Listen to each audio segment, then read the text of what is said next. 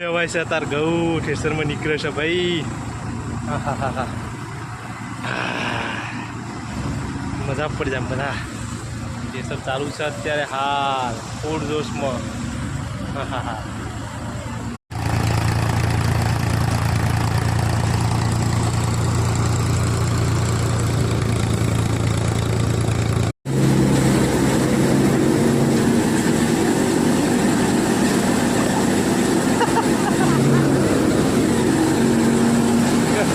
ગબડી પડ્યા